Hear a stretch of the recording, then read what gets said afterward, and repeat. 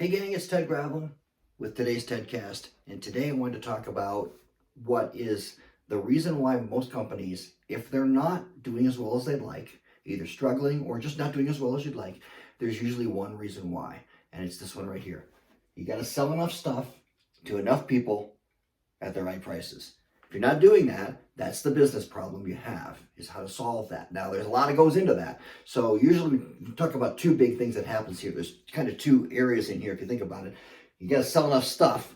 Actually, there's three things. You got to have a sales process to sell enough stuff to enough people. You got to have enough leads, enough people to sell to, and then you got to have the right prices. We talk a lot about numbers and pricing and stuff, and that's the fastest, easiest way to make impact if you have customers and you're running calls and stuff, and you're saying, hey, you know what, we're busy, we're just not making profits. The fastest way to fix your company is get your numbers right, get your pricing right, and suddenly you have a big explosion in how your business is doing on the balance sheet and on the profit and loss statement.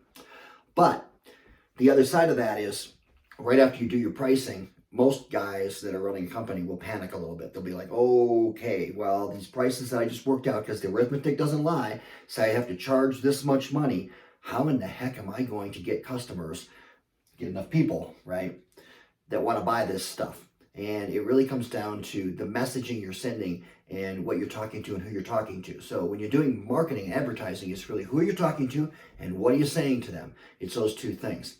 And it comes down to just having what we call a USP, unique selling proposition. Every great company has one. Doesn't matter just in our industry, but every great company you know of has a USP. You can go and look around and find them. The most common example that's given in business circles when they're talking about this is FedEx. FedEx has a USP that says when it absolutely positively has to be there overnight. Now, what is a USP? It's not a slogan. It's a slogan is like, ones that don't work are like, oh, because we have great customer service. Customer service because we care. There's nothing to those, okay? A USP has a few items to it, a few things to it. First of all, it solves a problem, and it solves a problem that the customer already knows they have. So like in our case, you can't say, we fix broken motors.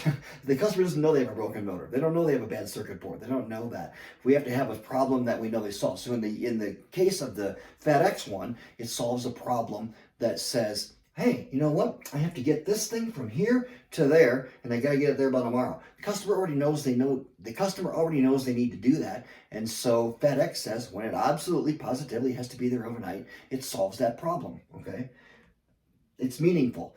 Does it mean something to the customer? Is it something they want? Clearly, it's something that they want in that case. Is it measurable? Yes, you can measure that. It's a yes or no question. Did the package get there from here to there? Is it there overnight or not? If it's not, then they didn't meet the bar, right? So it's measurable. It's a promise. It's a promise they're making. We promise to deliver this package there. Okay? It appeals to their best customers. Now, think about it. There's package delivery of all different kinds. Back in the days when they invented FedEx, back in the 60s, 70s, whenever it started, it used to be, you stick a few stamps on a package, send it to the post office, and it got there when it got there. If they still wanted to do that, they would have continued to buy that. People would have continued to do it that way. But their best customers were saying, hey, look, we want to get it there overnight. In fact, we don't really care how much it costs, because if it's important enough to get it there overnight, I'll just pay you. I'll pay you whatever it takes. It's fine. And then is it scalable? So in their case, is it scalable? Meaning, we'd be easy to say, well, if it absolutely positively has to be there overnight, but only between New York and Miami. It's like, well, that's not true. They scaled it so it could do it everywhere. Okay, it didn't matter where it was from. So they made that promise to everyone on every package of delivery that they did. And then what they do is they take that USP, absolutely positively has to be there overnight, and they built an entire company around delivering on that promise. How'd they do it? Well, they just said, okay, well, I guess we're going to have to buy some airplanes. We're going to have a sorting procedure that sorts these packages in a few minutes so they all go to where they're supposed to go and they don't screw it up. We're going to have to do a lot of things like that we can't just do the old-fashioned way where it sits on a truck and drives around and it eventually gets to this place and then, oh, that guy sent it to that place and that guy sent it to that place and like 19 different people are sorting these packages. They had to build an entire business around how do we operate this sucker so that it will do that and deliver those things. Here's how you can tell if you have a USP or not. Answer this question, and most people can't, so don't be embarrassed if you can't answer it. Most companies can't answer the question. So why would I do business with your company besides, why would I do business with your company instead of every other option I have, including doing nothing? What's the answer to that? If you don't have an answer to that, then you probably don't have a USP, at least not one that you thought of, not the one that you're consistently working with. Once you have that, what happens is it's a messaging that goes into all your market. It's the promise you're making to every customer every day about how your business operates and why they should do business with you and not somebody else. There's so many companies out there that I talk to, that I hear. Just watch the Facebook boards, watch the bulletin boards. Look at the marketing that people are putting out there. Oh, I'm going to get my name out there. No, you don't need to get your freaking name out there. You need to get your USP out there is what you need to do. And then attach your name to it. Because people want to hear the promise that solves the problem they know they have. They don't want to hear that your company exists. Oh, look at that. Acme Air Conditioning. Huh, so what? I don't care. I don't need an air conditioning company. Oh, incredibly good service, on time delivered. Oh, whatever that's going to be in your USP, that matters to people. Okay, so first thing is you have to get your USP built so that your marketing works, because then you can spend money on the messaging and it works 10 times better.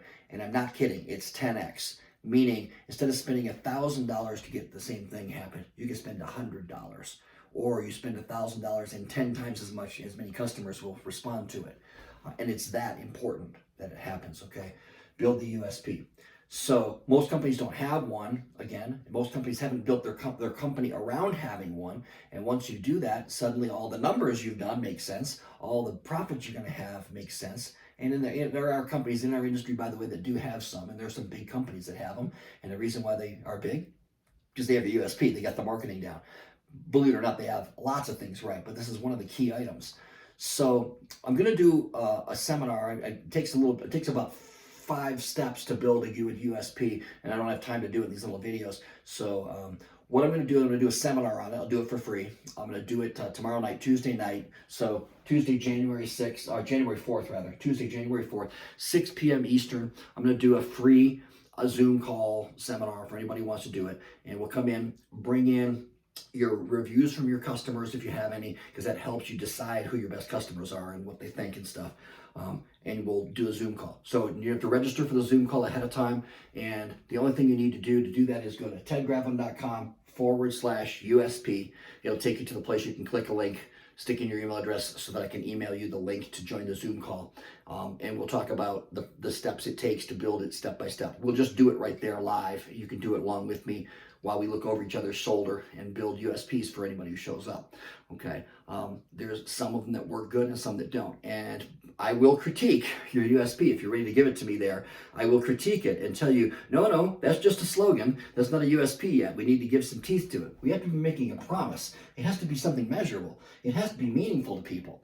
It has to solve a problem they have. It has to appeal to your best customers. For example, if your worst customers are the price shoppers, then don't put anything in your USP about how your prices are low or something, because you'll attract a bunch of people you don't want.